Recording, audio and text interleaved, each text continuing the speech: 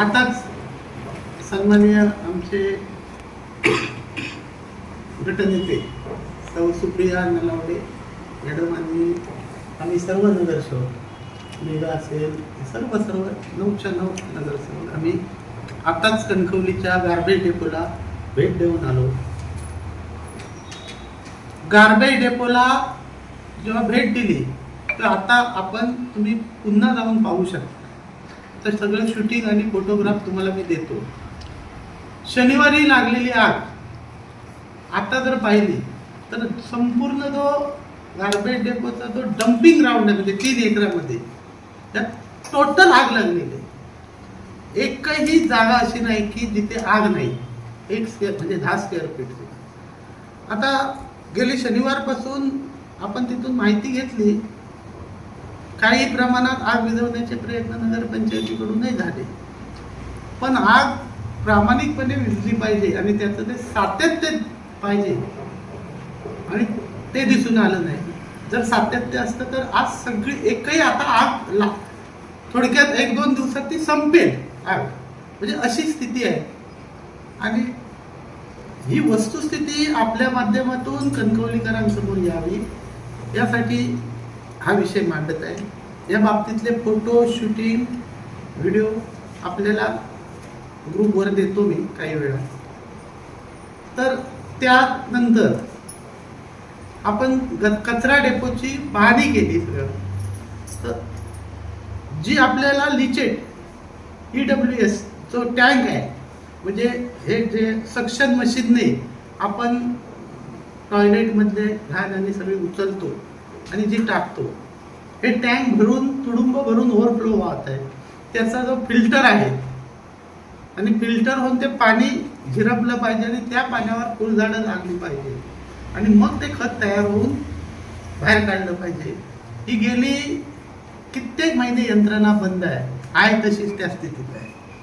दुसरी गोष्ट, जे ऑटोमॅटिक मशिनी आहेत ओल्या कचऱ्यापासून खत निर्मिती करण्याला 3 500 kgच्या साधारण कॅपॅसिटीच्या प्रत्येकी एक अशा 3 मशीन्स आहेत. यापैकी 2 मशीन पूर्णतः बंद आहेत, 1 मशीन चालू आहे. नंतर मिलिंग मशीनच्या बाबतीत आहे, 1 मिलिंग मशीन पूर्णपणे बंद आहे. मोटर चोरीला गेल्यापासून गेले कित्येक महिने. मिलिंग म्हणजे प्रेस, जो सुका कचरा येतो ना आणि तो प्रेस करून त्याचा व्हॉल्यूम कमी करून प्रेस करून नंतर द्यावा लागतो. ही मिलिंग मशीन जो सुक्या कचऱ्याचं युनिट आहे तिथे जी आहे ती बंद अवस्थेत आहे. त्यानंतर पुढे गेलात तर वे ब्रिज आहे, जो कचरा किती किलो येतो आणि किती टन येतो किती टन जातो याचं जे युनिट बसवलेलं आहे हे गेल्या पावसाळ्यापासून बंद आहे. एक काही त्याच्यात सुधारणा नाही. अशी गार्बेज डेपोची आपल्या कचरा डेपोची वस्तुस्थिती आहे. सत्ताधाऱ्यांनी सुद्धा त्या दिवशी व्हिजिट केली, त्या बाबतीत सुद्धा चांगली गोष्ट आहे. पण अपेक्षा आम्हाला होती की या बाबतीत काहीतरी पॉझिटिव्ह घडेल, पण फक्त व्हिजिट आणि शो शायनिंगने मीडियाबाजी झाली. पण अद्याप तिथे त्यातला 1% किंवा नव्या रुपयाची सुधारणा अद्यापपर्यंत तरी दिसून आलेली नाही. त्या बाबतीतली सर्व माहिती आणि काही मुद्दे आम्ही CO मॅडम आज नव्हत्या, त्यानंतर येत्या आता उपलब्ध झाल्या उद्या परवा, तर आम्ही ते देणारच आहोत सगळ्या पुराव्याविषयी.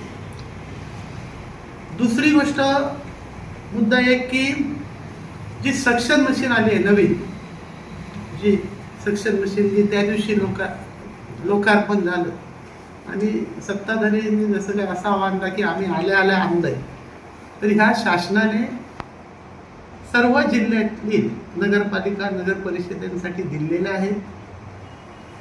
त्याबद्दल सन्माननीय मुख्यमंत्री फडणवीस साहेब असतील, उपमुख्यमंत्री शिंदे साहेब असतील, पवार मॅडम असतील आणि आमचे पालकमंत्री असतील यांचे आम्ही आभार व्यक्त करतो. ही शासनाकडून आणलेली आहे. आमची सर्व यंत्रणा आहे रेडी, फक्त त्या यंत्रणेचा वापर तरी ह्यांनी चांगल्या प्रकारे करावा ही आपल्या माध्यमातून अपेक्षा. आणि तिसरा महत्त्वाचा मुद्दा या निमित्ताने आहे की आपल्या कणकवली शहरात दिव्यांगांना आपण एक निव्वळ नफ्याच्या 5% रक्कम देणं लागतो द्याव्याला, म्हणजे 5% रक्कम मधून त्यांची विकास एक वस्तुरूपी किंवा आर्थिक मदत आपण देण्याची तरतूद आहे. आणि ह्या वेळेच्या निव्वळ नफ्याच्या हिशेबाने 2,80,000 सुमारे रक्कम आपण देणार आहोत. लाभार्थ्यांची मागणी आहे एकूण 58. म्हणजे आपण जर काढला 2,80,000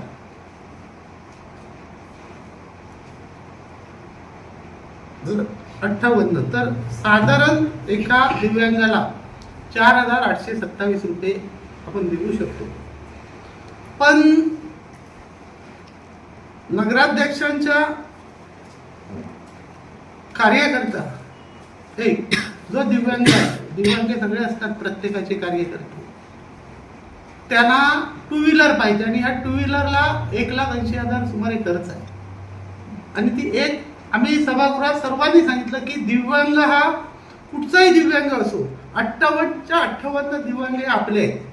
एकच दिव्यांग आपला लाडका नाही. त्यामुळे त्यांच्या हक्काचे जे 4,825 रुपये ते त्यांना मिळून दे. तुम्ही एकालाच जर गाडी दिली तर एकाला जर गाडी दिली तर 1,00,000 रुपये राहतात, फक्त 1,00,000 रुपये. आणि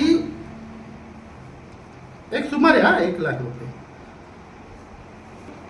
उरलेल्या 57 जणांना 1,754 रुपये फक्त घ्यायचे. म्हणजे 4,800च्या ऐवजी 3,000 रुपये, जवळजवळ 3,050 रुपये जवळजवळ एका प्रत्येक दिव्यांगाचं नुकसान होणार आहे. या वर्षी आर्थिक नुकसान होणार आहे. दिव्यांग हा, प्रत्येक दिव्यांग हा, त्याच्याबद्दल आपल्याला आस्था पाहिजे, आपुलकी पाहिजे. आणि कुठच्या तरी एखाद्या कार्यकर्ता असेल किंवा एखाद्याला खुश करण्यासाठी बाकीच्या 57 दिव्यांगांचं नुकसान करून एकाची भर घालण्यात काही अर्थ नाही. आम्ही सभागृहात सांगितलंय, आम्ही सीओ मॅडमांनाही सांगणार. आणि जर या बाबतीत जर उरलेल्या 57 जणांवर जर अन्याय झाला तर आम्ही नगरसेवक आणि ज्या ज्या दिव्यांगांना शक्य असेल, कारण सर्वच दिव्यांगांना ते शक्य नसतं, त्यांना घेऊन उद्या 1 मे महाराष्ट्र दिना दिवशी जिल्हाधिकाऱ्यांकडे साखळी उपोषणाला बसणार आहोत. जर त्यांच्यावरचा अन्याय जर केला गेला, एका कार्यकर्ता आपला असेल त्याचे लाड पुरवण्यासाठी उरलेल्या दिव्यांगांवर, तर ह्या दिव्यांग ज्यांना शक्य आहे त्यांना घेऊन आम्ही जिल्हाधिकाऱ्यांसमोर 1 मे रोजी साखळी उपोषणाला बसणार आहोत. धन्यवाद.